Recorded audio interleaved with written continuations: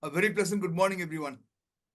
I would like to start by wishing you and your families my personal best for your health and safety.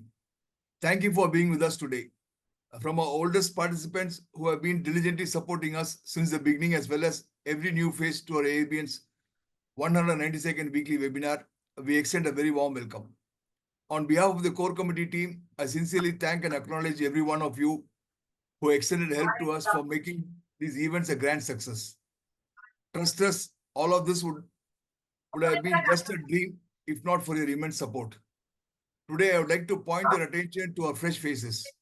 You are here today because we are asking for your support to AABN.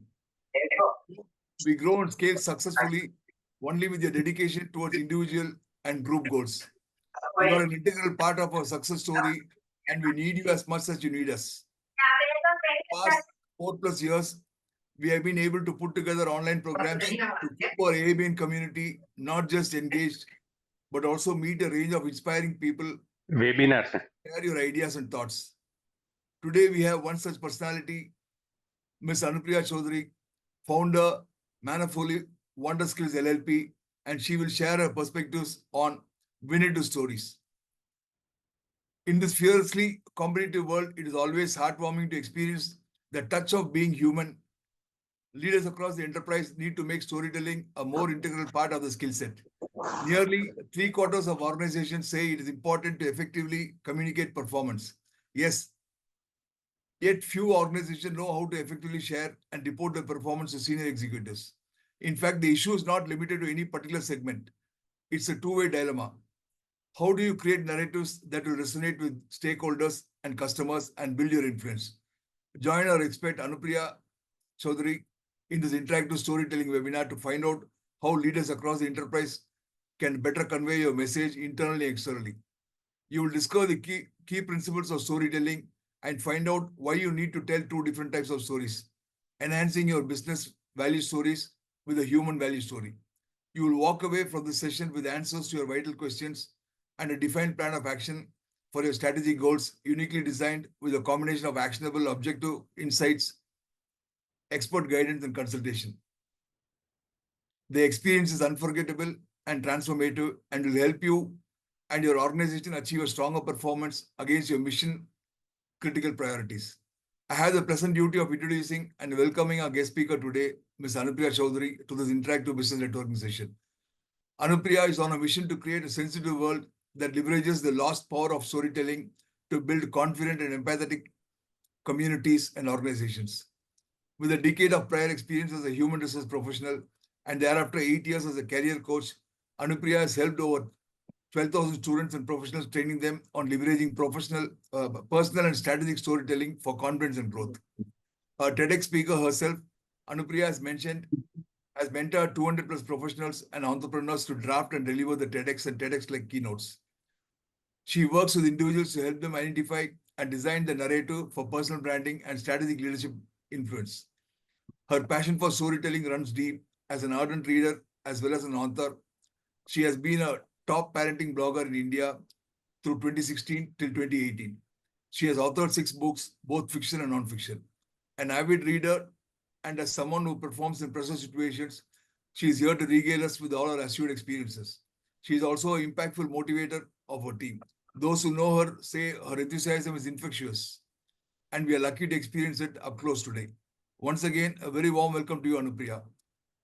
Thank you. Over to you, Anupriya.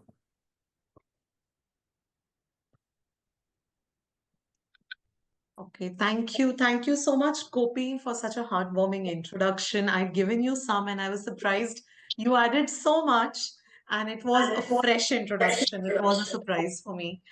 Uh, Thank you so much once again, and good morning, everyone. It is a Sunday morning, and it is really surprising as well as heartwarming to see so many of you. We are 64 in the room, and to see so many of you logging in, and it just reinstates my thought that there is no idle time for learning. A Sunday morning is good enough. So, thank you so much. I want to ask you, and you can, type in your chat boxes a yes or a no. If Do you know about the Golden Circle by Simon Sinek? If you know about the Golden Circle by Simon Sinek, please type in a yes. Okay, I see some no's, some yeses sprinkled in between. Okay, okay, all right. Forgot. I like that answer. Forgot. So you have some idea, but you forgot.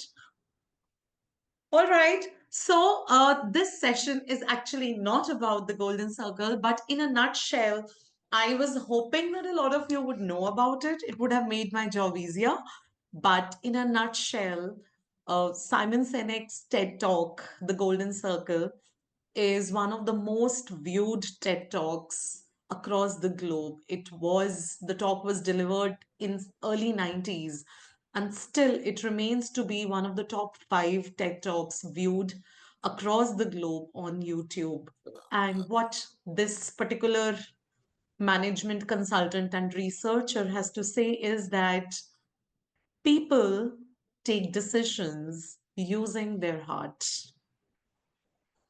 And that's the reason he's given a framework that talks about that whenever you're making a communication, different aspects of communication, as in different areas where you're making a communication, you need to have a certain approach which hits at your why first, then at your how, and then you go on to tell what you do. So his basic premise is that people need to trust you first. Yes, it was one of the case studies in the talk was about Apple selling its products.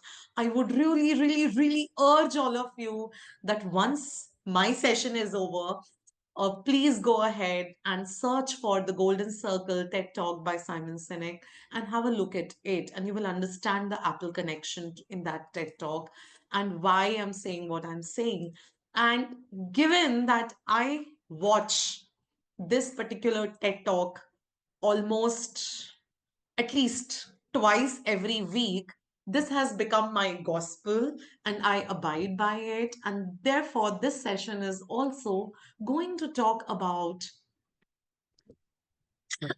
why we need stories, how do we identify the right stories to tell, and what do we need to do to craft the right stories. Okay, so that's the format that we are going to follow. But before that, I want to tell you something about myself. Thank you. Thank you so much, Rajesh, for sharing the insight. I want to tell you something about myself. I was born and brought up in Chandigarh, and I got married. I traveled across the country for 6 years, working for some time in Mysore, and then spending a couple of years in Pune, doing my MBA in Mumbai, coming అట్లా back to దూరంగా work, అలుగునేది and and then I got married into Kolkata. Now, Kolkata, I see a couple of people who have some roots in Kolkata, but if you have only heard about Kolkata, you will realize that Kolkata is a very different city when compared to other cities. It really has a soul. And one of the reasons for the soul is the heavy, heavy, heavy humidity. And it really, really caused my frizzy hair to go something like this. And every evening, I would take a bus. Rather, every morning, I would take a bus, go to my workplace, and every evening, I would again take a bus and come back to my home. And I had to walk that last mile to my home. And once I became a mother, I did show the courage to continue to work. Hats off to women who continue to work after they have kids, and hats off to women who continue to stay at home after they have kids because both the jobs take the soul out of you for women. uh, those of you who have had working mothers, those of you who have working wives, those of you who have working daughters, all of you would understand my agony and why I feel so strongly about working women. So, yes, this was me, and one particular evening, or rather, every evening, when I was about to enter my house, I would really dread that moment and I would be delighted about that moment. And why is that so? That's because there was this phase when I would walk into my toddler. And this toddler needed me to act like I had just woken up after 8 hours of my beauty sleep, which I had not had for a couple of years ever since I'd conceived him. And every night, and because I was not at home, he often went to sleep in the afternoon. And a kid sleeping in the afternoon means it is like a no questions asked license to stay awake into the night. And who would entertain the kid? Of course, the mother and sometimes the father, but mostly me. And this kid would be looping around me, looping around me, looping around me. And often at nights, I would think about, is it only me who has to balance so much? And then I would pull out my mobile phone. 10 years ago, 12 years ago, I had a newly acquired smartphone and I had bookmarked a particular interview, an article. And this article was about a woman leader, a Fortune 500 company woman leader. And she went on to share in her interview saying that uh, the day she went home to announce to her family that she had been appointed the CMD of her company, her mother said, whatever news it is, it can wait. And she said, no, but I have an important news to share. And her mother was like, whatever news it is, it can share, it can wait. The milk is over in the house. Your kids need the milk. And she went on to say that her mother was often nonchalant about her status at her workplace. She often said that the moment you enter the house, you got to keep your CMD or MD hat outside in the garage. And when you enter the house, you have to remember that you have to be the mother, the wife, the daughter in law with equal poise as you work as the CMD. Whether she did that or not is a different question and the different case study, but that's what was expected of her. And I read that article, I read that interview every other day, and I thought, all right, if she can manage it, if she had to live through it, who am I? I'm a small fish in the pond. I can manage it for sure. Let me take it one more day. Let me take it one more day. Yes, Gopi, that was going to be my next question. That do you identify, Gopinath, that do you know who am I talking about? Who is this woman leader? Yes, this woman leader was Indira Nui. Now, in the hindsight, I wasn't into storytelling when I was reading this interview, but in the hindsight, I realized that this lady sharing her personal stories on a global platform, on global platforms, on public platforms, on how she struggled as a mother and as a professional gave me the strength to heal myself every night and go on for one more day. And that's what convinces me about the power of stories, why stories have power. They just don't have the power to do all the businessy things that we do with storytelling today, but they have the power to create that human connection even when Indra Nui isn't aware of my existence. When she spoke, it felt like she was speaking for me. It feels like she is representing me. And that, my friends, is the power of storytelling. Talking about me, how I got into storytelling, we will today, as I said, understand the stories, why we need stories, where all do we need stories, with stories to tell and crafting stories. But talking about me, I have been a storyteller for almost 9 years now. Before that, I was listening to stories. I wasn't a teller of the stories. I was listening to stories as an HR professional because I had people from across hierarchies come and and I conducted their interviews. So I was listening to their narratives. I was listening to their stories and taking decisions about them all the time. Now, that was 8 years before these 9 years when I did become a storyteller. And I happened to become a TEDx speaker. I happened to be on the TEDx stage in February 2024. And across the last 8 years, I've published 6 books which span across fiction, non-fiction, self-help, autobiographical, semi-biographical, and published, self-published on Kindle, traditionally published, vanity published. So if any one of you, this is a topic for a later day, if any one of you is thinking about writing a book and publishing one, I think I can tell you all about it. The only thing that I'm waiting now for is a bestseller, and I'm very sure that too will soon arrive. So yes, my introduction is not new now. Gopi did a wonderful job of my introduction. I would jump into the similarities between all the metro cities of India except for Delhi, and that's Chennai, Mumbai, and Kolkata, and that is the rains. And this year, the rains really have extended to, almost Diwali season. We had rains the next day of Diwali.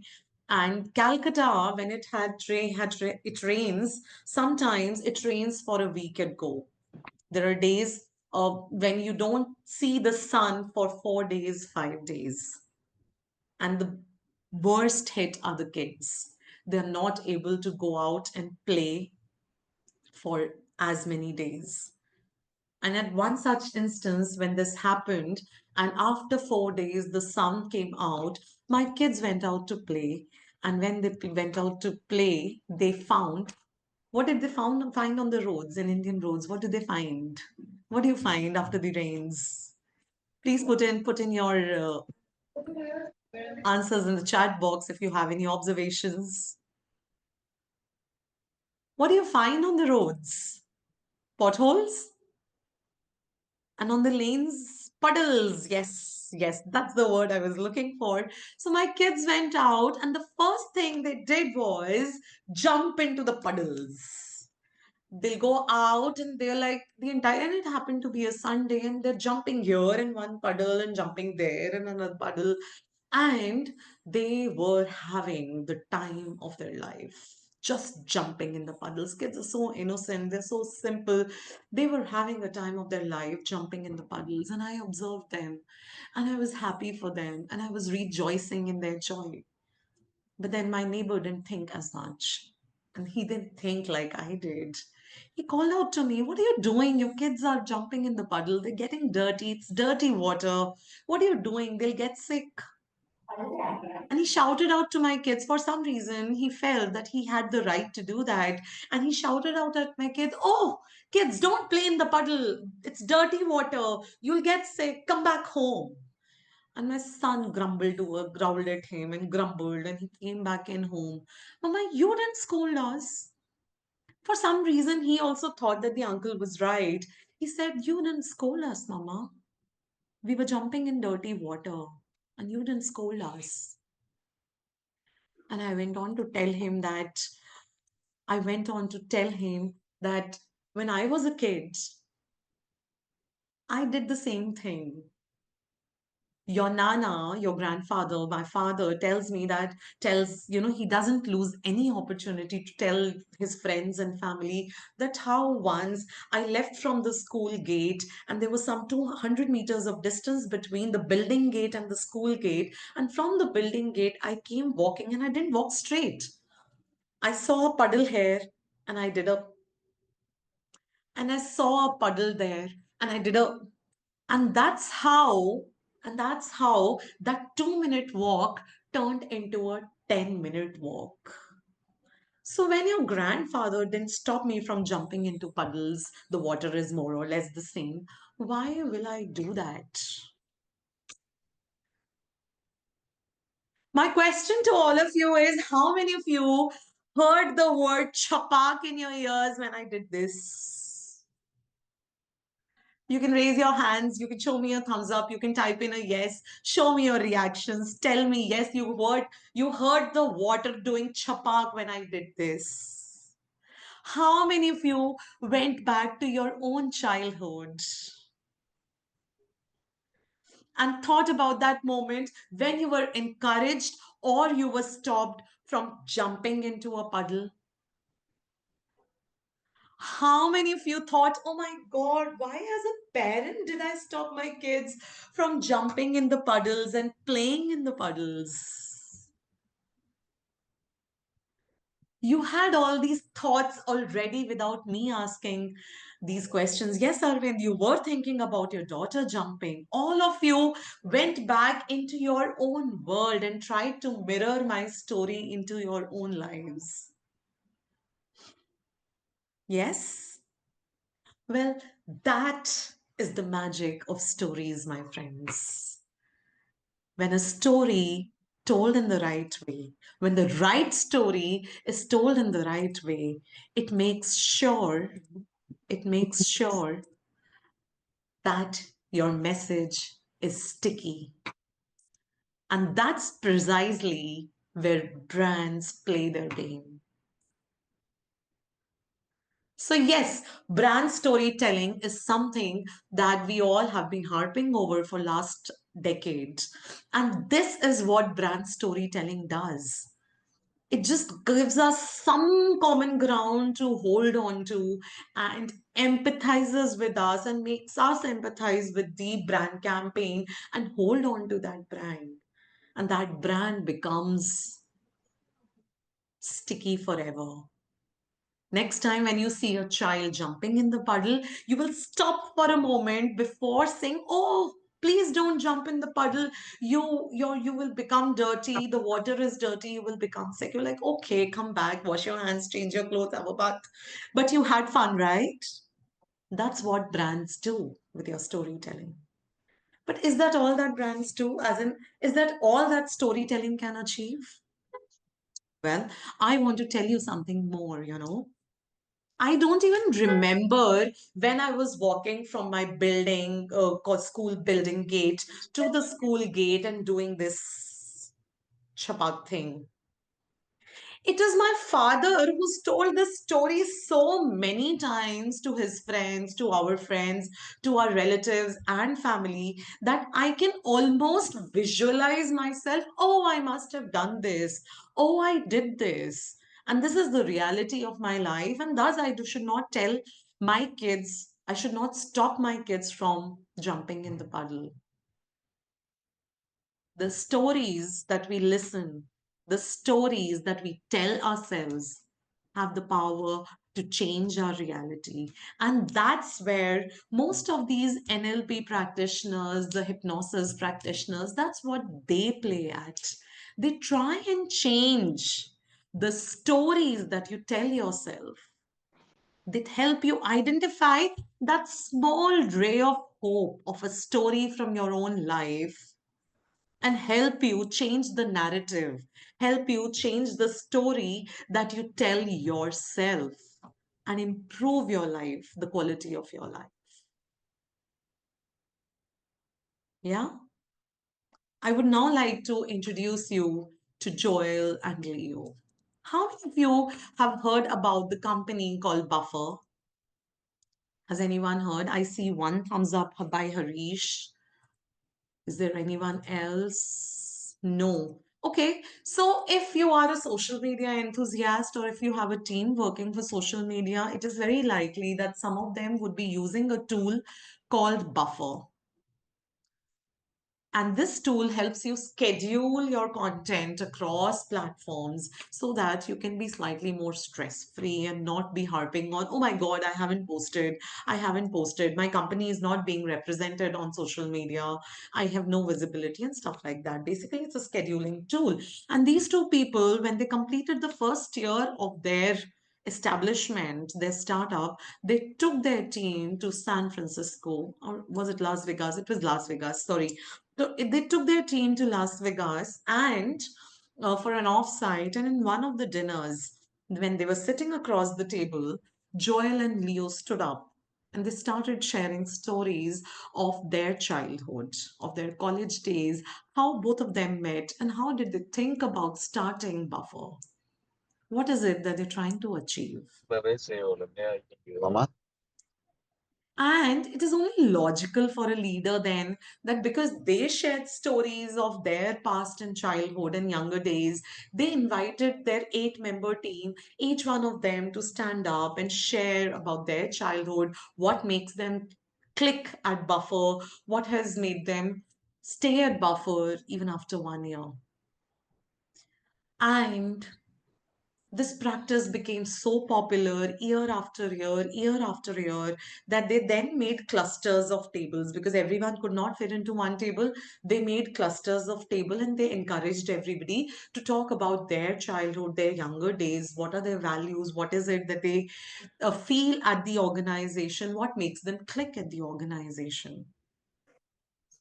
And then the numbers became so huge that they could not do it in the physical format anymore. So they created a portal wherein, whenever a new member came in, they encouraged that member to share via an article about themselves, about their childhood days. What more could the team know about them, which would help them fit into the culture quicker and better? There is no research or statistical evidence, but the founders say that once we started sharing our stories, our personal stories, we felt there was better alignment. There was suddenly, there was this harmony and there was better alignment with our vision and mission for Buffer. And if the founders felt so, I will take their word and I will tell you that stories help you build connections, build relationships, and help you build cultures. You will see that an organization like Tata has not only built up its culture, but it has also built up its image of its culture by telling stories time and again. Can you think of any other brand which has used the tool of telling stories to build up its cultural image apart from Tata?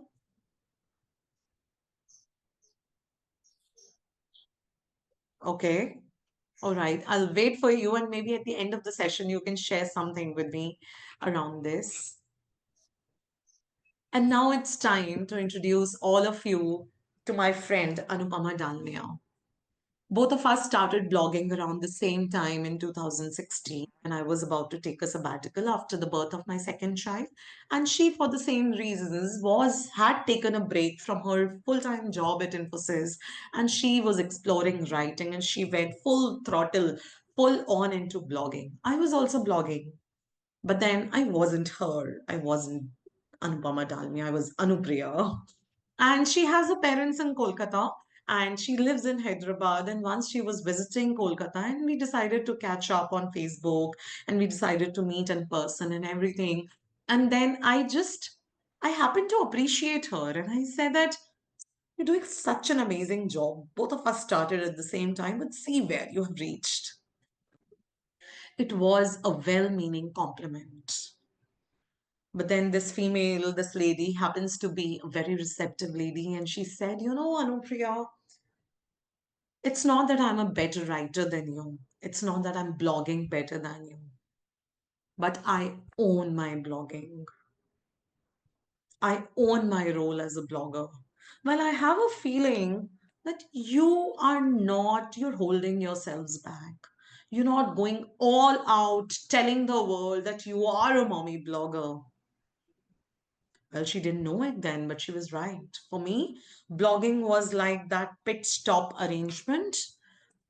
It was a gap pit, what do you call it? A gap stop arrangement wherein I was in taking a sabbatical, but I was too scared to sit idle at home. So I thought, all right, I have a way with words. Let me start blogging.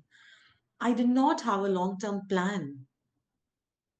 Anand Raj, you say IOCL, Air India, L&T, Nestle. Excellent. Amul is a very good example. Yes. So, yes, coming back to my friend, what my friend said, I was surprised that she was so receptive. The stopgap arrangement, yes. And I wasn't really proud of being a blogger. For me, it was just that. stopgap arrangement. And something shifted within me that day. And I realized that I need to own up my role as a blogger. When I am doing equal the work as Anupama Dalmia is doing, then why can't I be a best blogger? Why can't I be a top blogger? So next 6 months I dedicated to just owning my role, my worth as a blogger, not presenting it to others, but owning it up. And that led me to do a lot of work, which led to this.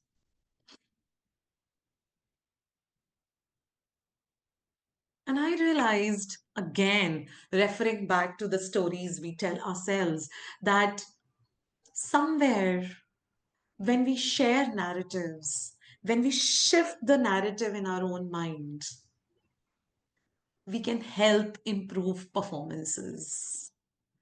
That's another role that storytelling plays in our lives, in our work lives, in our personal lives.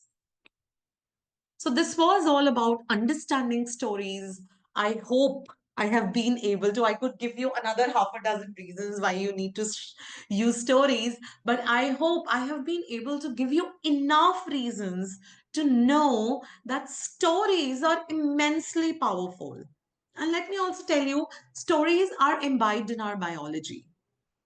You would think that stories are imbibed in our psychology, in our neurology, but stories are imbibed in our biology, not just neurology. They are imbibed in our muscles also. They're imbibed in our blood. They're imbibed in our DNA. Why so? Why do you think that stories, I say that stories are imbibed in our biology? Anyone? Any quick comment? Any quick comment? So, who are we the descendants of? The human race today, as we stand straight on our 2 feet, we are descendants of Homo sapiens. And there are terms. I was just teaching my son some biology, and there are terms even before Homo sapiens. You know, uh, when the Homo sapiens were still not standing on their 2 feet, they were stooping and they were using four limbs to walk around. And even then, when they lived in the forest, when they lived in the jungle, what did they do? They learned to fire. They lit a fire, and then there was always this clearing in the forest. And what did they do? They sat down every night. And then some male member of the society who had gone out hunting would come back and share how he saved himself from a tiger today, from a wild bear today. What did he do to save himself? How are they going to, how did this certain group of hunters, how did they manage to hunt for their steal today and bring back the food for everybody? And that's how the Homo sapiens learned how to store information, how to take decisions, how to take action. Yes, they get stored in our subconscious mind, Vasant, and the reason is that our DNA, our very DNA, is designed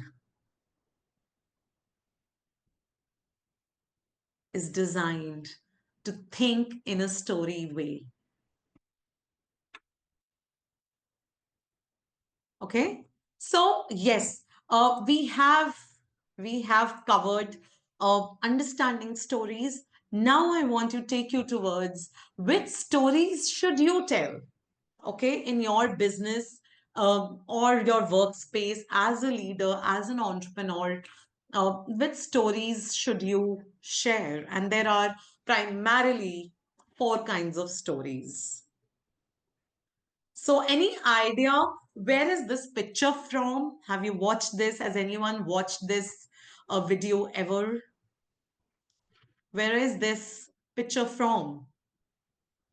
This is a famous speech. Which is this famous speech by Steve Jobs? Any Apple enthusiasts? Steve Jobs, yes. So Steve Jobs, connecting the dots. Thank you, Kinshuk Ganguly. This is the famous speech, Connecting the Dots by Steve Jobs, the one that he delivered at Stanford commencement ceremony. And he talked. If any one of you hasn't seen it, or if you haven't seen this, please go and search for Stanford commencement speech by Steve Jobs, Connecting the Dots, or even Connecting the Dots by Steve Jobs should be sufficient. And when you watch this speech, you will see how Steve Jobs is sharing the story of his childhood, how he was adopted, and how his parents thought he had to go to college, and how he realized that he was only wasting his parents' hard earned money by going to college, and he dropped off. The first 5 minutes of the speech is mostly only sharing the story of his origin, of his childhood.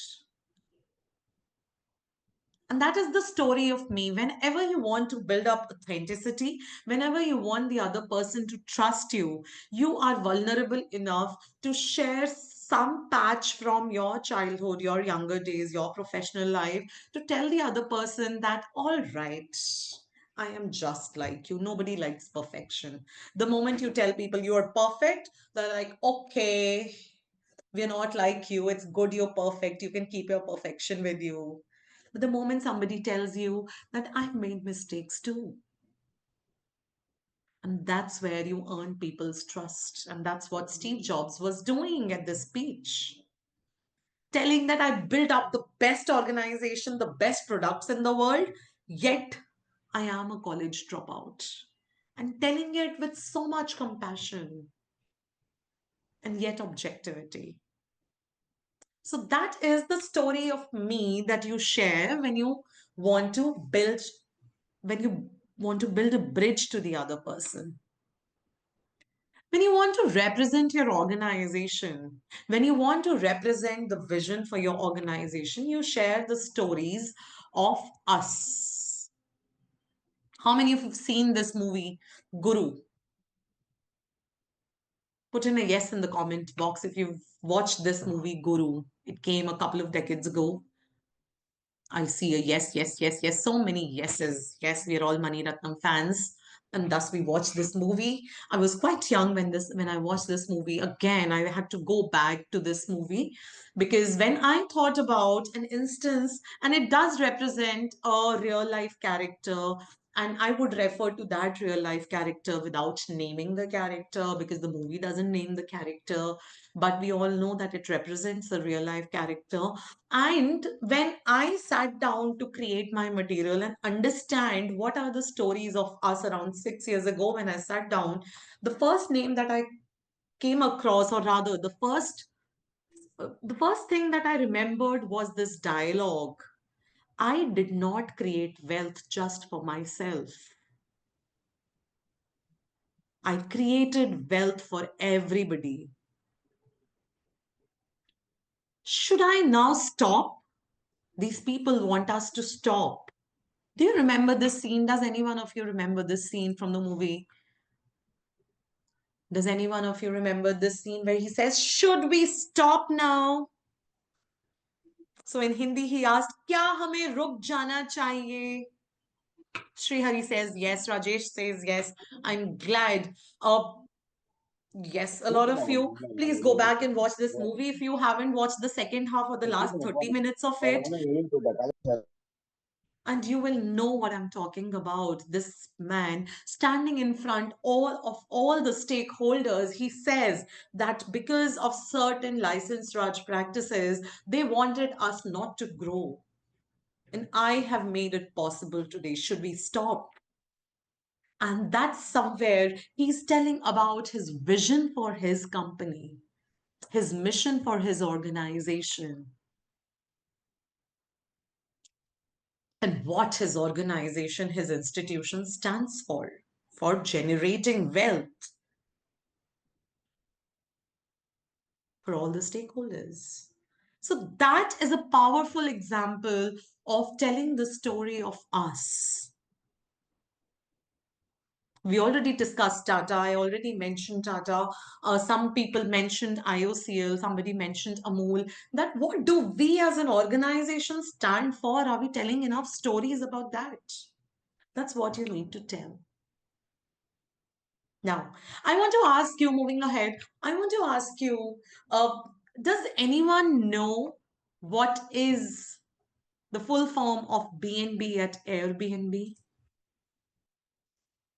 You can put it in the chat box. At the chat box. Yes. What does BNB at Airbnb stand for?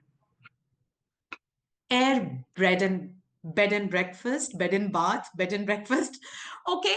Can anyone, and I will request Gopi to help the person unmute and tell the story behind how did Airbnb get the name Airbnb, bed and breakfast? How did that name came across?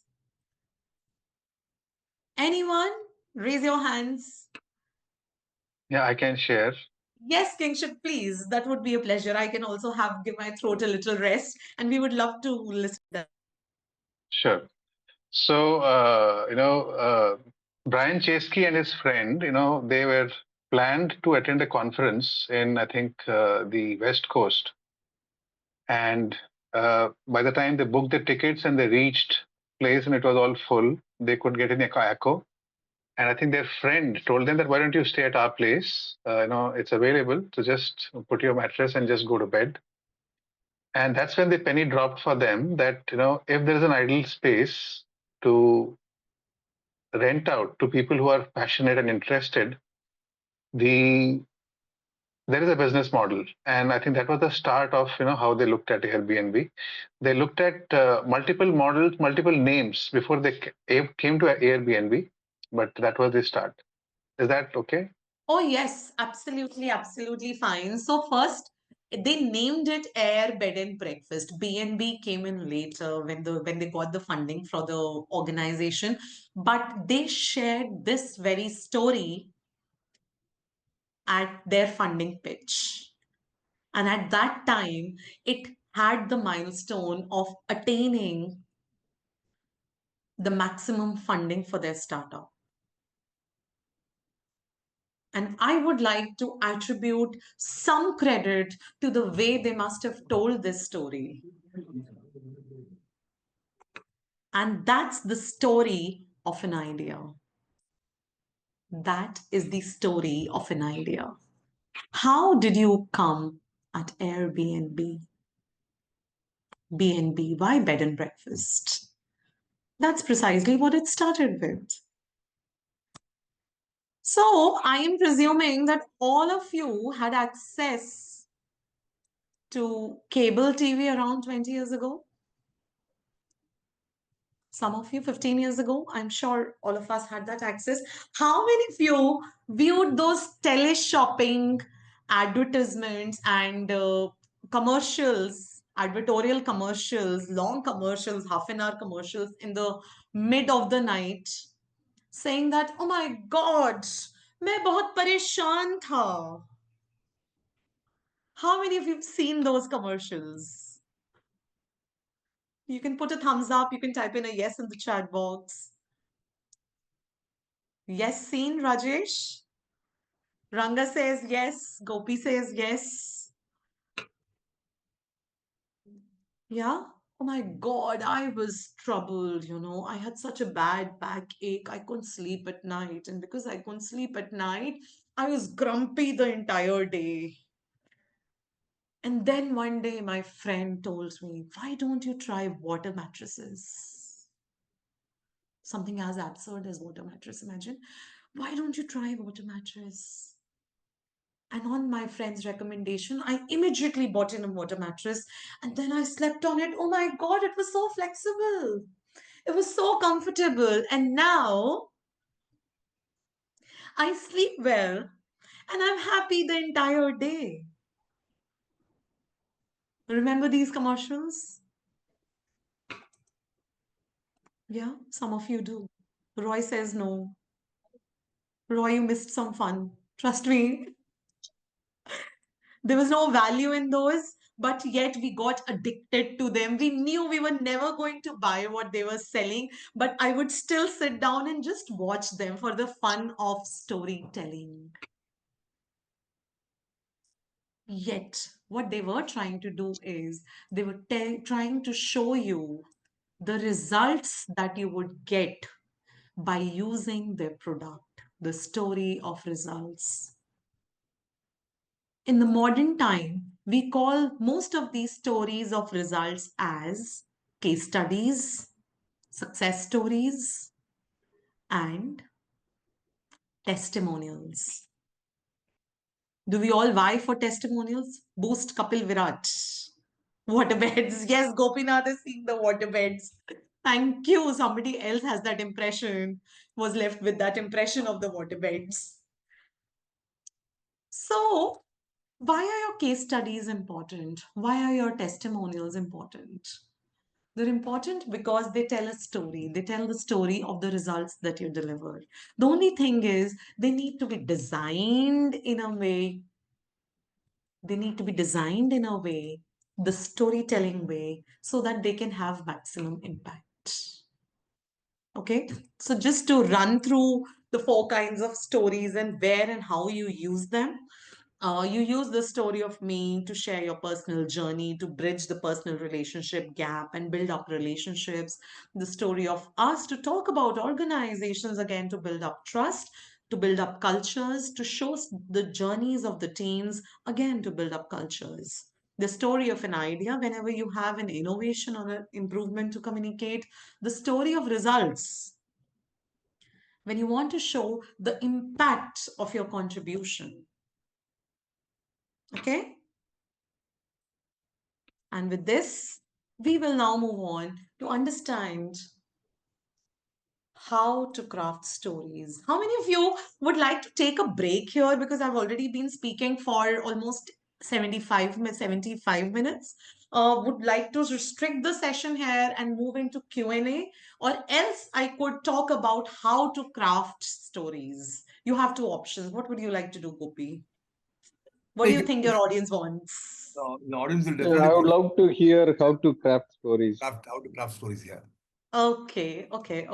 So, let's get into the craft. How many of you think that writing a story has to be a talent? You have to be a talented writer to write a good story. How many of you think that?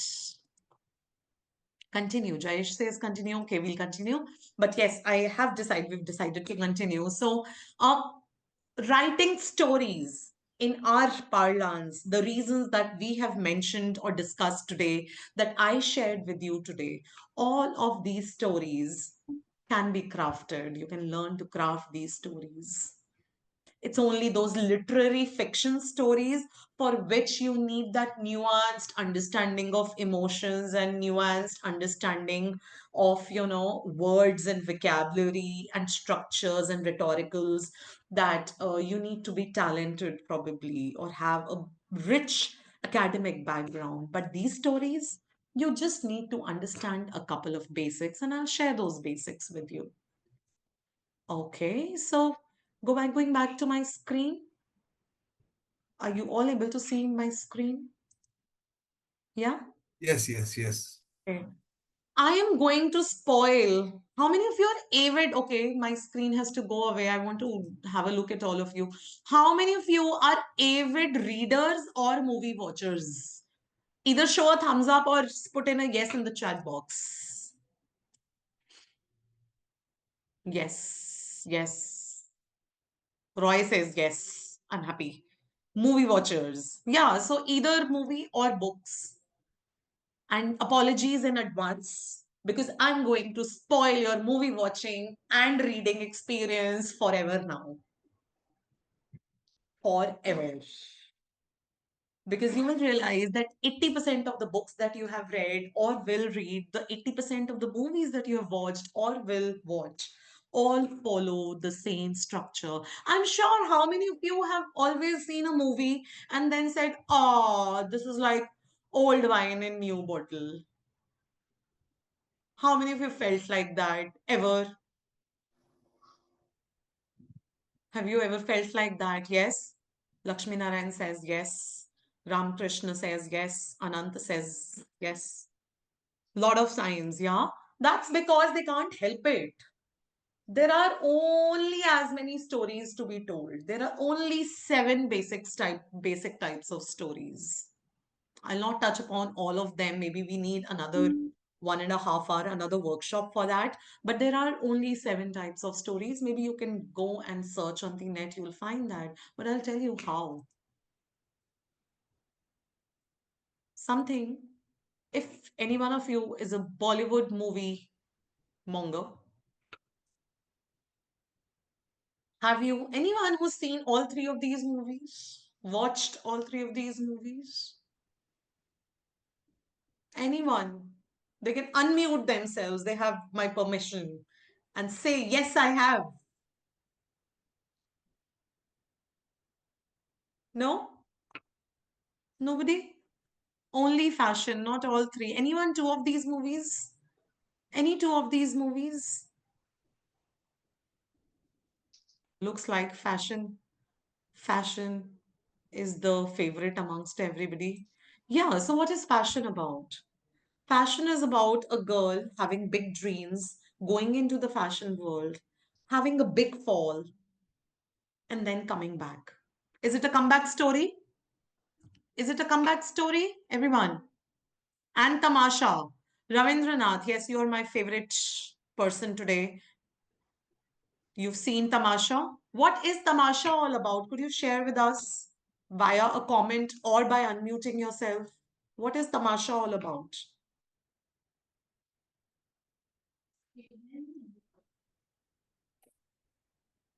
So, Sorry, okay. I'm not able to remember, but I think it is about the life which they wanted to choose. I mean, living together and then sort of splitting out afterwards and Yes. so on. Yeah. So okay, so Tamasha is a male-oriented movie, I'll tell you.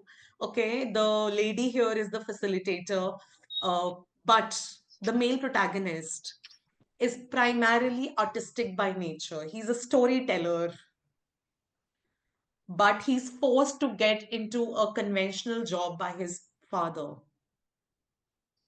And then there is a series of events and everything, and he eventually realizes that he can't fit into the world's expectations of him.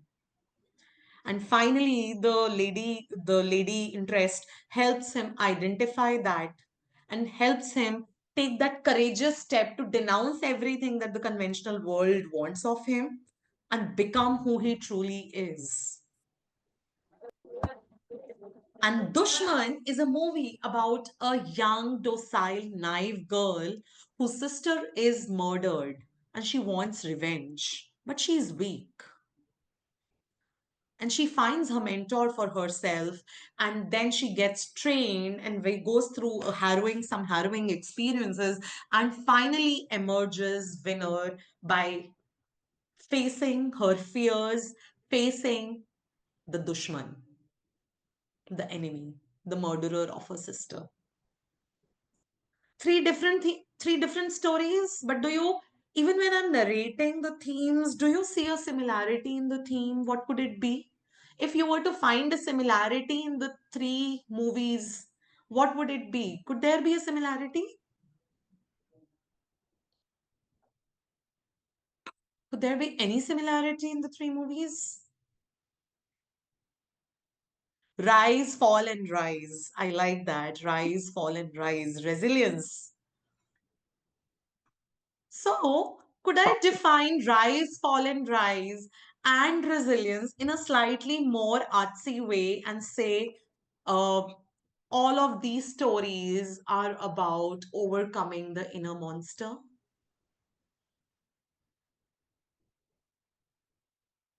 Overcoming the monster, inner and external, both actually. Yeah. Even though the individual themes were succeed despite odds, a life lesson, evolve through self doubt, but all of them were the protagonist in all of the stories. The protagonist was trying to overcome a monster.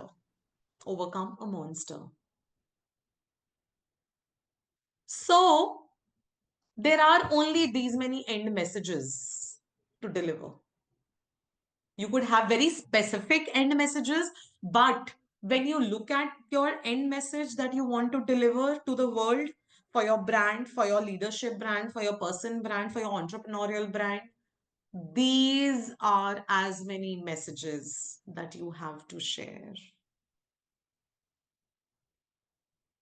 Which one is your message? So the important lesson that I am giving you here is that when you have to tell a story, you start with the end in your mind. So start with the end in the beginning. First, identify what is the end message that you are trying to deliver. If you remember, when I was sharing about Kolkata rains and Chennai rains and Hyderabad rains, and I went on to tell the story of, how my children were playing in the puddle, I had an end message in mind. And that was that I want you to remember the time when you were playing in the puddle or your kids were playing in the puddle. My end message was decided first, and then I went back into my childhood and my life and I extracted that story. So when you have an end message in mind, story extraction becomes very easy. In fact, it's then a kid's play to extract a relevant story which delivers that end message. Okay? Now the real spoiler. All the movies that you watch, 80% of the books that you read, even the obnoxious Mills and Boons ones, which I dope on, which I have doped on for last 20, 25 years, all of them follow this structure. Do I have somebody's support who has some idea about the 3-act structure and can share the 3-act structure? What is the 3-act structure? I'll share my screen again if we have somebody. Anyone volunteering? No? I'll go ahead, no problem. So yes. So a 3-act structure is always about the beginning, the action, and the climax. Act 1 is about the beginning. Act 2 is about the action, and Act 3 is about the climax. Now, what happens in Act 1? You have a protagonist, and this protagonist is going about, and think about, before I go ahead, I want you to name your favorite movie or book in the chat box and keep that as your frame of reference. I want names in the chat box, and then I'll go ahead with explaining the structure. So, can I have some favorite movie names and favorite? Okay, Sholay, great. Any more? Nobody has a favorite movie or a favorite book?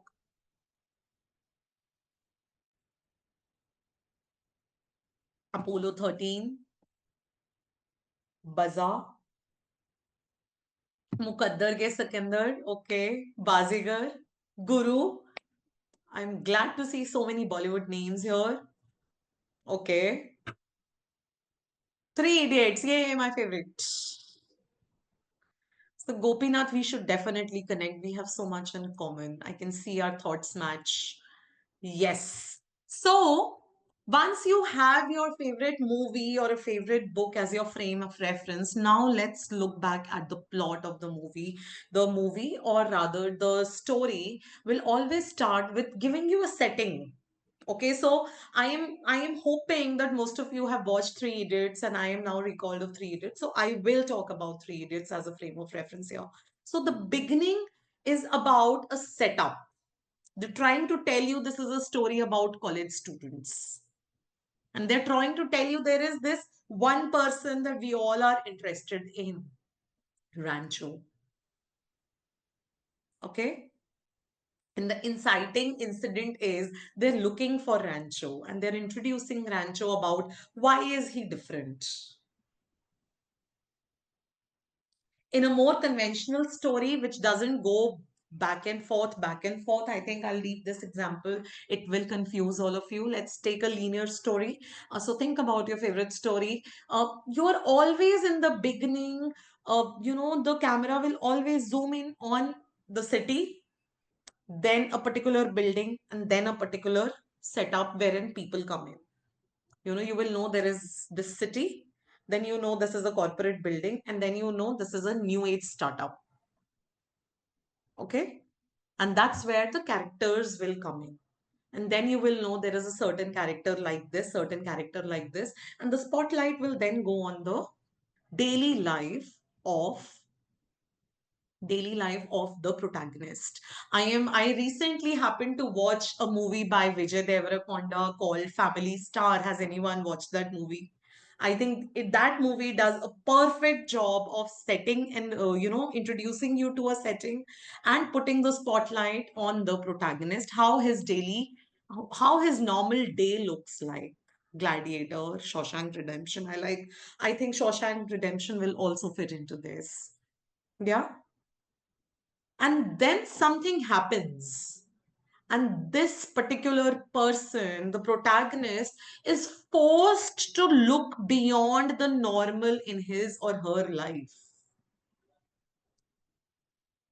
So, if you have had the honor of watching Harry Potter with your kids, you will see then there was this Harry Potter in an old in a under the staircase room with his uncle and aunt. Nobody's bothered about him. Nobody's have making him happy, and he's miserable, and his cousin is making fun of him, and they actually are putting him through atrocious experiences. And then suddenly one day the owls arrive. Hagrid comes. That's the inciting incident. And then Harry Potter has to make a choice whether he stays in these miserable conditions or he moves out for an adventure.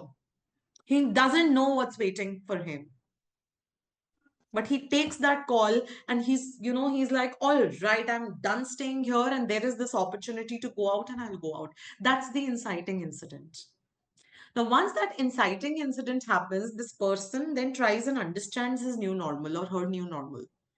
And obviously, the new normal is not that easy. There are challenges. So, in the rising action onwards, they start facing those challenges. They traverse those through those challenges. There are smaller challenges like the quench ball tournament. There is Professor Snape to tackle. There are so many things to tackle. He has his advantage. He has his challenges, and he comes to a midpoint, and they realize they have a bigger challenge at hand. Whatever we did was child's play until now. There is a big challenge at hand. And that big challenge will more often than not require them to transform from within. It is not with their current status quo, their current abilities that they can face those challenges. So I see a lot of you are entrepreneurs here. So when you tell your story, you'll say, okay, we had an idea and we moved ahead. We had challenges. We did this, did this.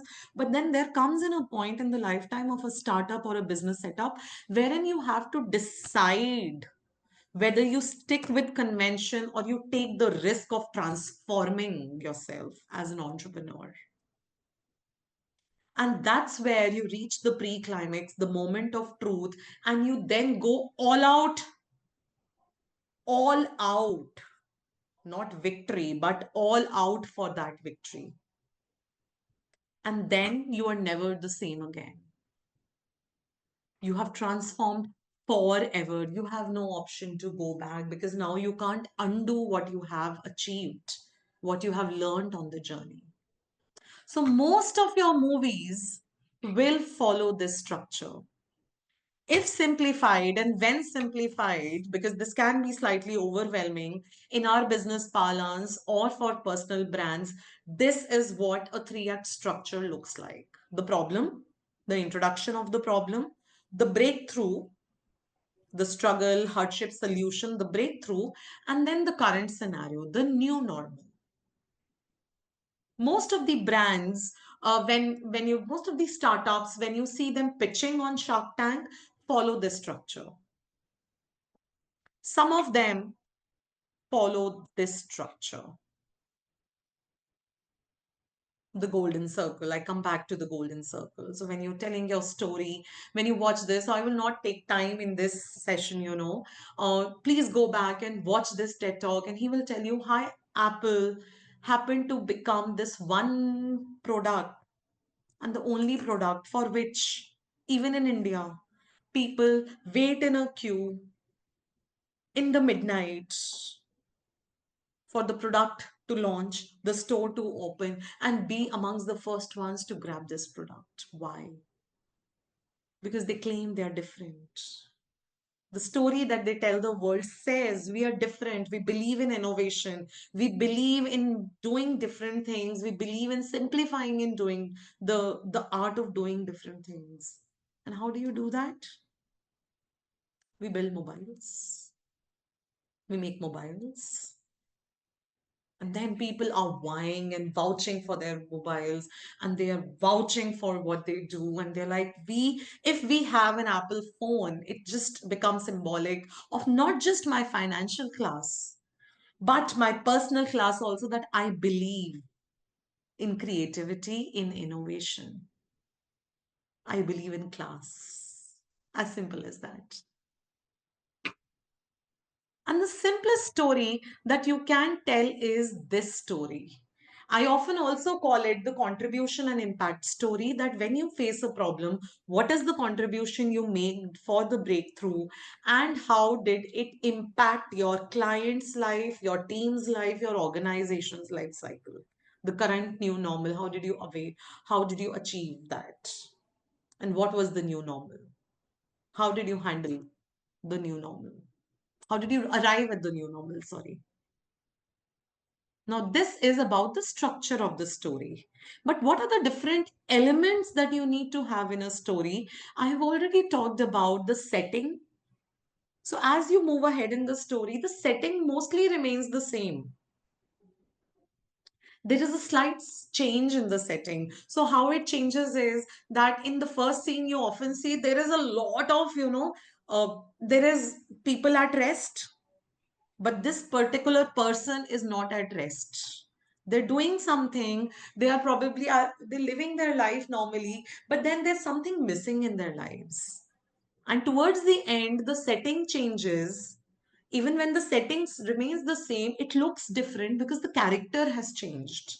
The character has changed. Even if the setting is of a factory in the beginning, it will have gone through a journey, and the people in the factory in the last scene, in the conclusion, will be happier people because the machines are running more efficiently. It's like that. So the character and the setting go hand in hand, and there has to be a transformation, both of them combined, first scene vis-a-vis the last scene.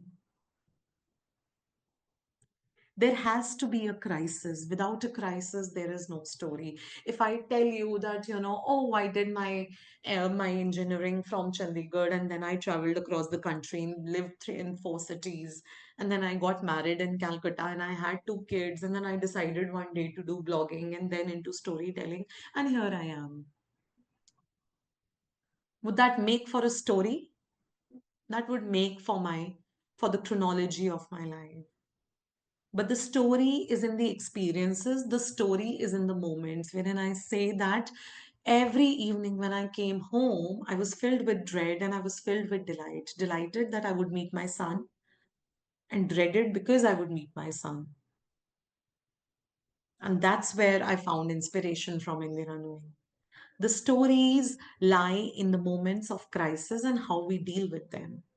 So identify the crisis. If you're telling a brand story, identify the crisis that your potential client the target group is facing, the target clients are facing. And if you're telling the story for culture building, talk about a crisis that an organization faced. And if you're talking about leadership impact, then go back to a time wherein you faced a crisis, a moment of crisis as a leader, or your manager faced a moment of crisis as a leader. How did they conduct themselves? Share that story. And there has to be drama, because drama pulls people towards them. Like it or not, all of us like drama. We may not want to practice it in our lives. We may not want to participate in drama, but all of our ears stand up, Imagine those rabbit ears going up whenever you listen about drama and controversy and all of that. You may decide then to do something about it or not, but drama engages our senses. Why do we need drama? We want to engage senses. So when I say, my toddler, I would be lying very tired every night, and my toddler would be looping around me this way and that way. And then I had the smartphone, newly acquired smartphone. I pulled it out. It is all drama. When I say that, my hair was all frizzy because of the humidity, it's all drama. I'm engaging your five senses. You need the drama because you want to engage five senses. The more senses you engage, the more the person is able to mirror what you're feeling. And there is also mirroring then of the end message. I had an early morning today. Generally I don't start this early, and I did not have my breakfast, and I rushed to the office. And I know that the gastric issues have already started triggering. It was very careless of me. And when I go back in an hour, I'll reach home in an hour's time. And I know what will my mother-in-law do. What she will do is, first she'll scold me. When you know you have gastric issues, why didn't you have your breakfast, even if a tiny portion, and go to the office? I stay 15 minutes away from here. So she will engage me in that banter. And then she will squeeze in a lemon on my hand with some black salt and ask me to swallow it. And then I'll have to do this.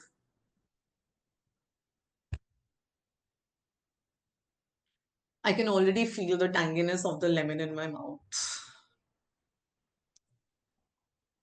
How many of you felt the tanginess of the lemon on your tongue? Sorry. For how many of you the mouth went sour? Yeah? Did it happen?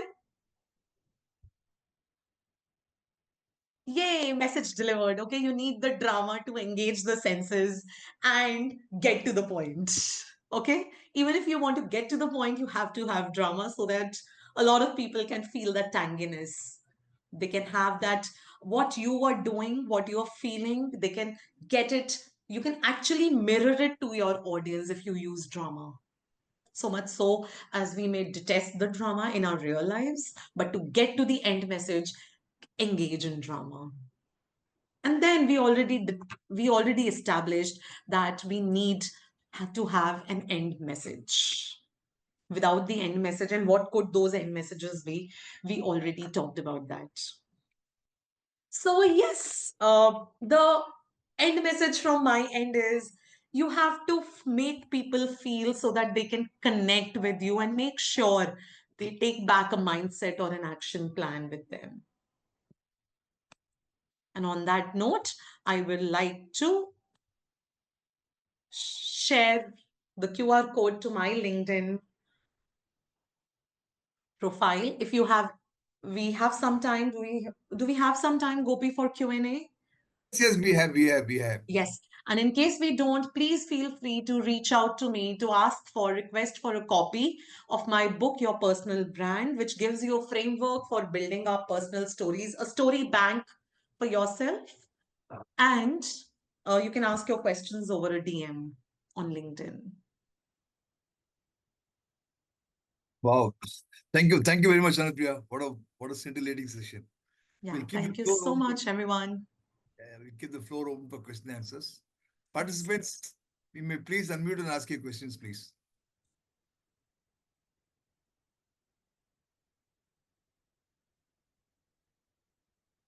Either they understood everything or they haven't understood anything.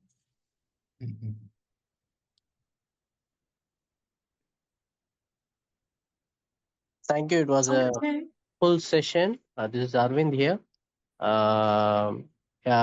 It was an insightful for me, where I can take some few points when I actually share my knowledges and try to motivate my team.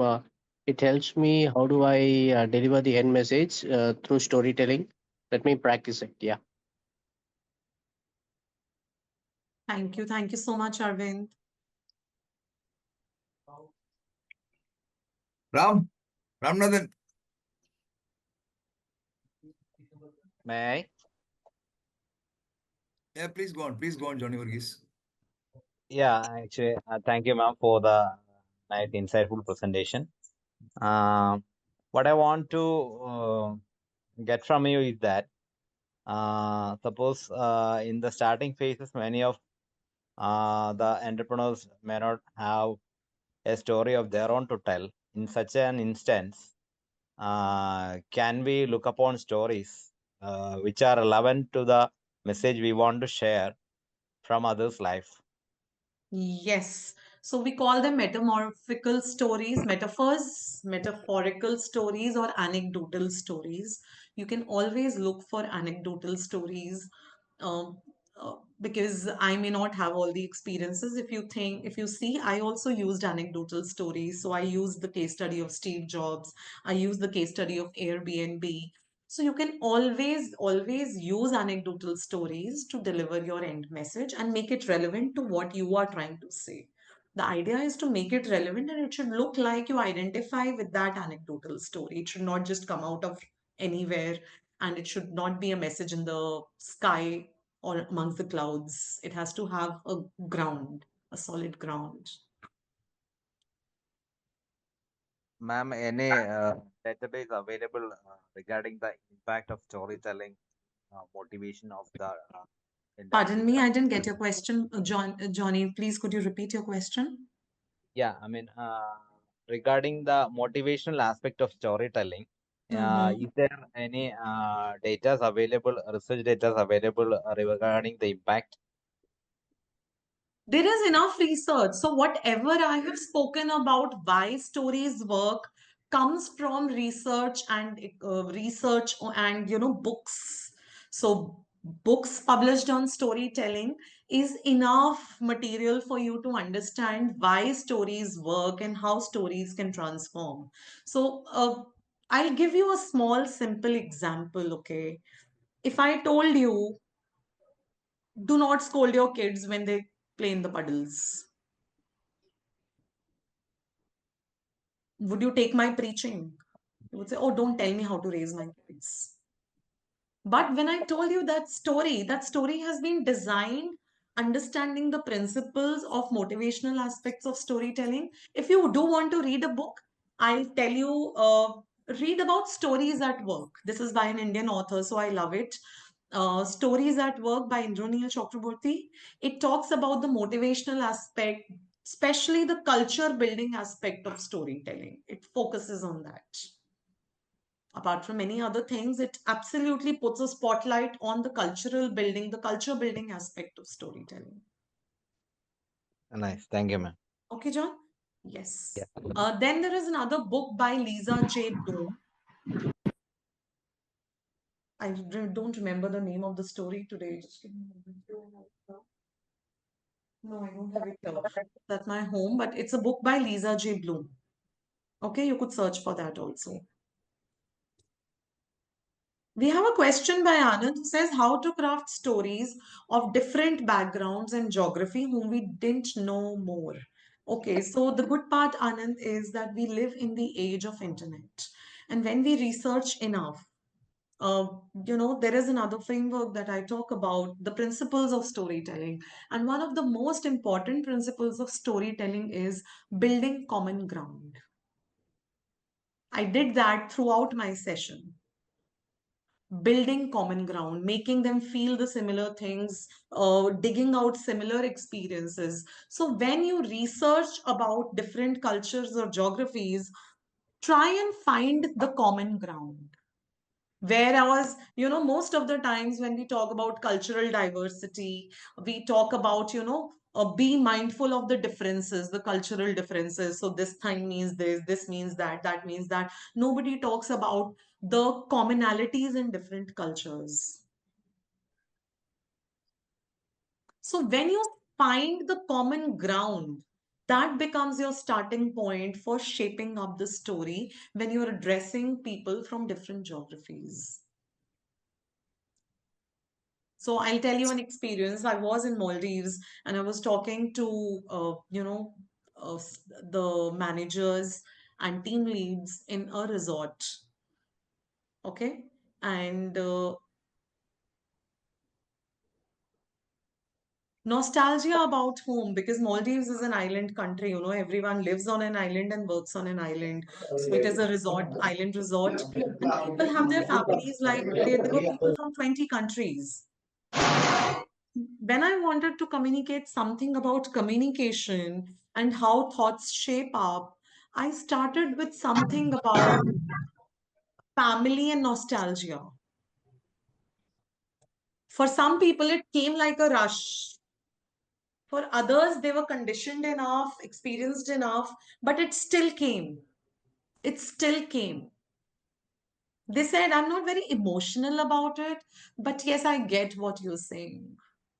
A lot of us don't want to accept that we get emotional, or we have hardened enough, resilience has made us tough enough to not feel the emotion, or rather not express the emotion, but it comes in some form or the other. I'm not making a presumption here, but in that particular session it came.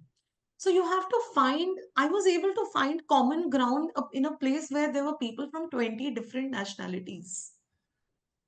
So a little bit of research and follow the principle of finding common ground. And that's how, Anand, you will be able to look for a good story to tell your audience from different cultures.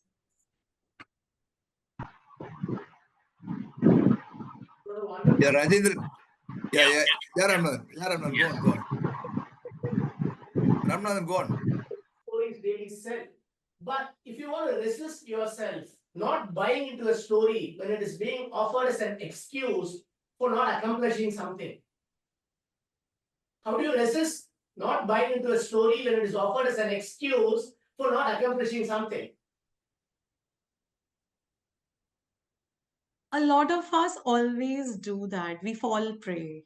Trust me, we fall prey. And that is the reason that Instagram today is bombarded with, people who are helping you achieve this, achieve that, the bombardment of NLP practitioners and psychologists, and get into this workshop and do that. Awareness that even when I'm walking into a trap, I'm walking in aware. I know that this is my need, and that's why I'm walking in. Now that you know, so when I in my different workshop, when I talk about principles of storytelling, it also almost becomes a principles of psychology and human behavior, because that's all that brands are doing today. They call it neuroscience. That's how they're trying to trap you. So knowledge of neuroscience and awareness of the storytelling principles is what will help you keep yourself, resist yourself from the trap. And the other thing is, I can't spend any more money. I'm done.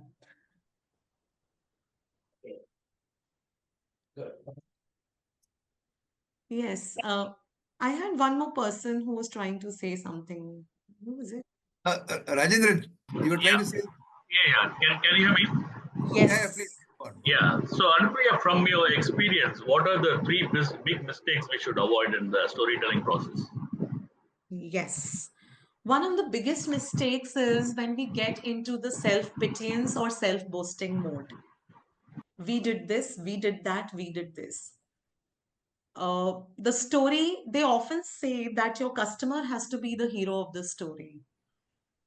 But I will go a step ahead because I happen to follow a gentleman, Gary something, and this man has hit the nail, hit the nail on the wall with the hammer, saying that focus on addressing a pain point. You do not share stories needlessly. Either you're sharing stories to help a community, either you're sharing stories to help an organization or an individual or a culture. Be mindful of the pain that you're trying to address. So I will give you an experiment to do if you have the bandwidth to do it. Watch 10 TEDx talks at random. Do not select on your topic. On your topic, whatever is your topic. No, no, not that one, not that one, King Show. This is a different person. So I was thinking somebody would say this Gary, but no, no, it's another Gary. Uh, just search for your topic of interest and go through 10 TEDx talks. And you will be able to make out the TEDx talks wherein the speaker is only talking about their journey, and I did this and I did that and I did this and I did that and I achieved all of it, and you can also do it. And then there are speakers who will take you through a journey, how they evolved. And then they'll extract lessons from moments on that journey on how you can help yourself. They'll leave you with a framework and not just say, oh, if I can do it, you can also do it. You will see that the person has built up some body of work, not just professional, but maybe self-work, self-investment work, and then evolved to this framework or message. You will automatically feel drawn to certain speakers, and others you will say, oh, they was too preachy. Either there will be no story or there will be a lot of self-boasting stories. So that's the one thing that you should be mindful of. I think everything else falls in place. Ravindranath sir?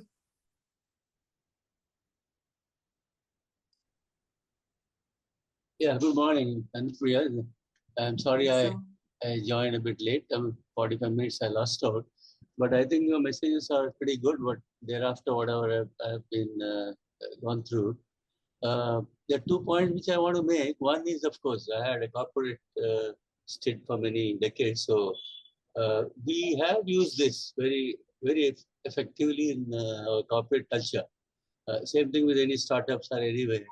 And the key point there is you have to connect up with the story. You're having a lot of meetings and meetings after meetings, and then sort of many things we do stressful and quite strenuous and so on. So just not only break the monotony, something which is relevant and very related to that particular one when you take away, but not necessarily again on the same subject matter. The people won't be really connecting up when you just tell the similar thing. I'm doing something on let's say, refinery project, and then some other project I had faced similar situation. That happens. I mean, that is something which is learning from across various other experiences of our internal. But more importantly, something you relate to the sports. We use a lot on the sports, sometimes in movies, sometimes the real experience of somebody who is different totally, or some other organization like Tata or Reliance and so on. So that made a big difference to the people. They're very, one, monotony is broken, and secondly, they are able to relate. And then how successful the other situation has become. So what you made the point very well, and the relevance is a very, very key part. Second thing which I noticed was in the movies. Movies, if you notice, similar kind of stories, which you said, but small theme, 2.5 to 3 hours, they just take you, and then you are highly involved in that. Yes. That's something which is again, that actually gives you the gist of a storytelling. I mean, really speaking. Yes. You become emotional, you become quite well internalized, and some people start crying, some people start laughing, all that.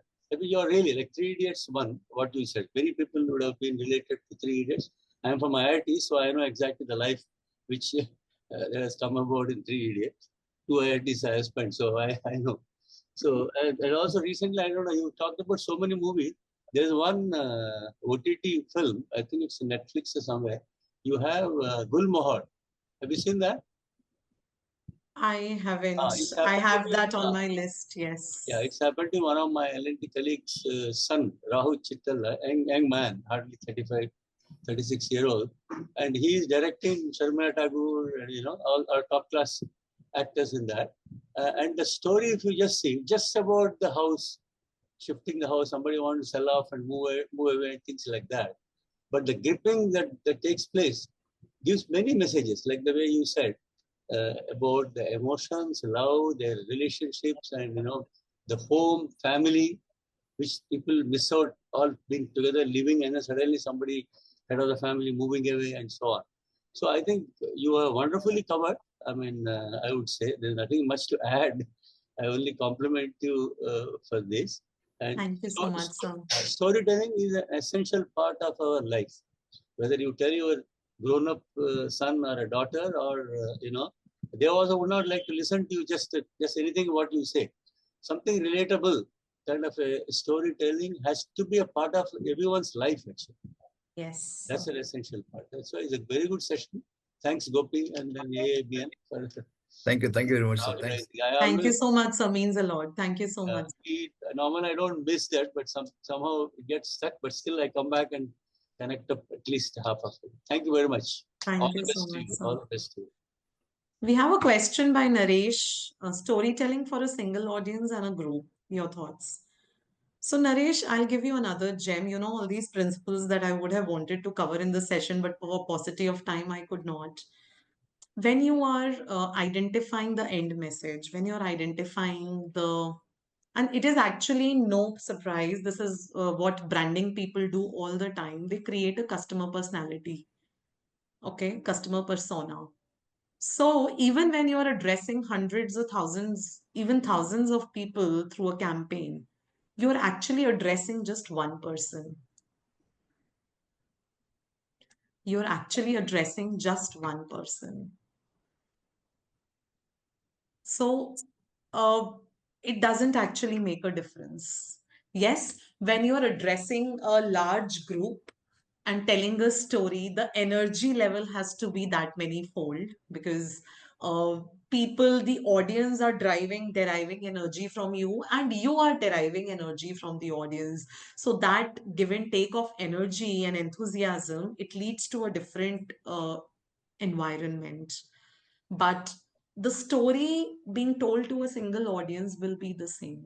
It'll be slightly more compassionate, and you'll be more empathetic while telling that story, because you're not shouting out like a motivational speaker.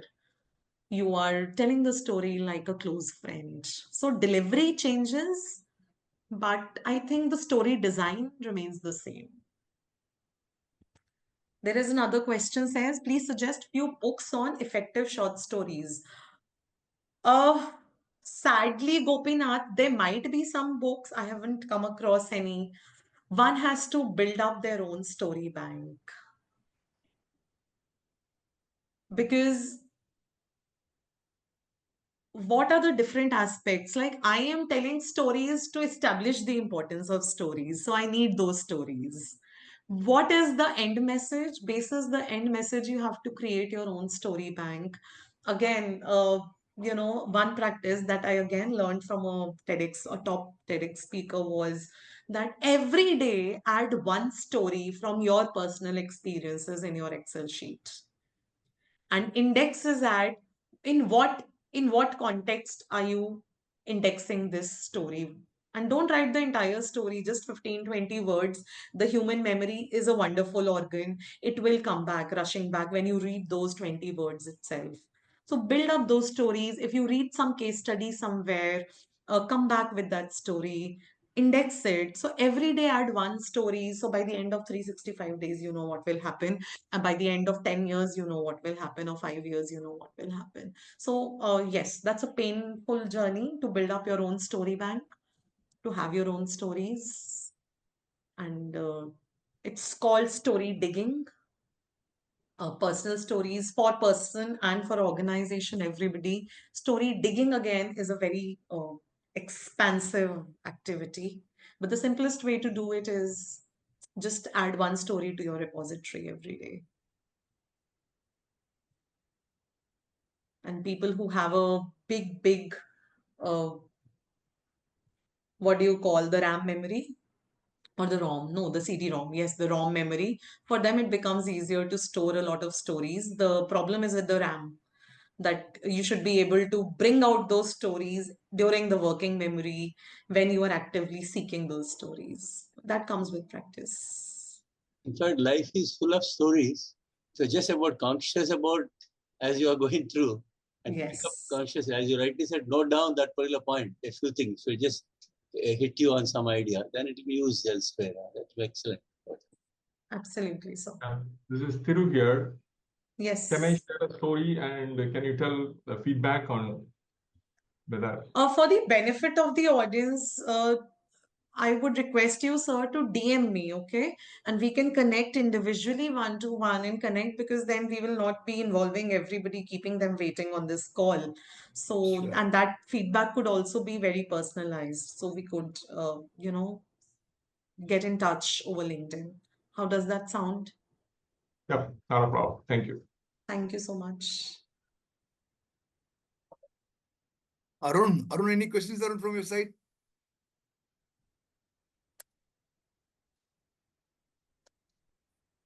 No, sir. Thank you. It's a very good session. Thank you.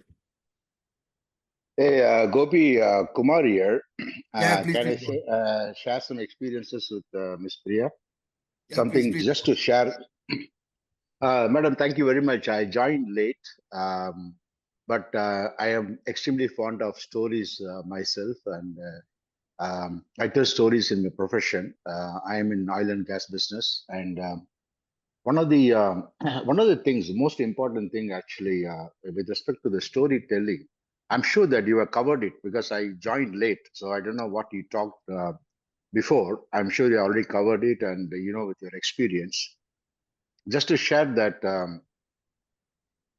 the challenge in the stories, which I find with my own personal experience, is that you take a movie, for example, about any biopic or any story, any motivating story in a movie.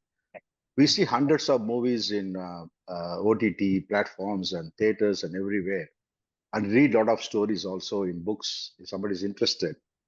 But the reality is that 95% of the stories does not happen in our life. They're nothing to do with our life. We don't even see a single situation like that. But people always spend their time, energy, effort to seeing something which is not going to happen to them at the right instant in that particular situational context. It may happen sometime in the future, some situation, a particular a message or a concept may happen, a disappointment, a failure or a success can happen to everybody. That's a different message from the movie, but they get attached to the story, about 95% of the time it doesn't happen under particular situational context. Because one thing I have realized that for everyone, when you tell a story beyond the common platform, which you correctly mentioned, between different nationalities, different cultures, different languages, the most important thing, or only three, which ultimately I derived from experience, is that every story has to link with everyone based on a situational context, Yes. initial conditions, and sensitive dependencies. And that is a challenge. Today, the biggest challenge is when I tell a story to you or anyone, or you tell a story to someone, we always miss the sensitive dependencies. The movies are not designed for that. They do not design the sensitive dependencies, which is applicable to me when I'm watching a movie or a storybook or anything like that. But the only context comes from is a philosophy. Any philosophy which is linked with a story comes with the sensitive dependencies. And if you're able to create a story, for example, I do a story about, one day I was asking, I was giving a story about Sachin Tendulkar to a group of people, youngsters and everybody. And then one guy asked a beautiful question. Sir, I heard somewhere or read somewhere that for one Sachin Tendulkar, there are 1 million people are trained or coached by coaches. Ultimately, only the coaching people make money and the remaining people do not come out as Sachin Tendulkar. That's the question he asked me. So another one, I was explaining the story about philosophy and the Brahman and the concept of God and everything. Or one girl asked a beautiful question. It really even radiates into me even today. She said, sir, the Brahman, the all-encompassing Brahman you're talking about, does he or she feels hunger? A beautiful question. Tears came to my eyes. He asked the question very simply, does Brahman feel hunger. So again, the situational context and sensitive dependencies come. So one of the thing about storytelling is that we can tell a lot of stories and only about probably 1% connect to that. 99% cannot connect because it doesn't happen in the situational context. It doesn't happen in their lifetime. So my philosophy, maybe a sharing with everybody, is that every story when we define, it has to have these three fundamental factors: sensitive dependencies, initial conditions, and the situational context. Then it applies to people, whoever it is going to apply to. Thanks, madam. Just wanted to share that with you. Thank you. It's a beautiful thought, Mr. Kumar, because yes, had it not been the case, then we would just simply be watching movies and reading books. The entire discussion around the craft of storytelling began a decade ago because people said that stories can do much more than just entertainment if we are sensitive about certain things, and you name those things. And my way of saying that is start with the end in the mind. Begin with the end in the mind. That until your end message and the characters are not defined, do not think about telling a story. So I totally agree with you. Thank you so much for sharing that very, very deep insight, I would say, very experienced insight. Thank you so much. And I am going to use this, what you said, in one of my, I'm going to reuse this, what you have shared. Thank you so much. Rajendra?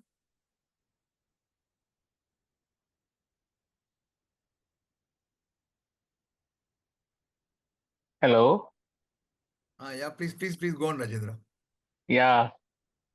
It was a wonderful session. I loved two aspects. I mean, your session itself was the kind of self-referential, means it was a series of stories. You began with your own childhood memories as stories, and it went on and on to capture the main theme through the stories.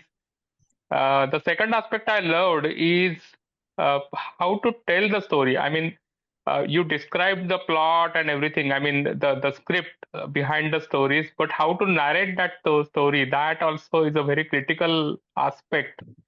And I think that you have done very wonderfully. I mean, it's an exemplary recording whenever we will see it as to how to narrate that story. With the right gestures, with the voice, everything actually. Your entire body speaks when you deliver a story as nicely as that.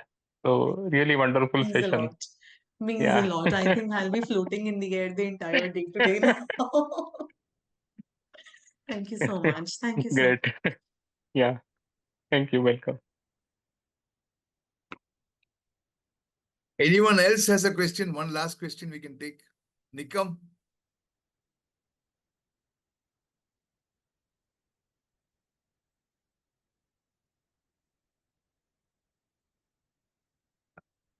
Oh, thanks, Anupriya. We're done now. Thank you very much for taking your time out on a Sunday morning to be with us. We really enjoyed this session. It was a great session. Thank So we you stay so much. connected. Yeah. Thank you, everyone.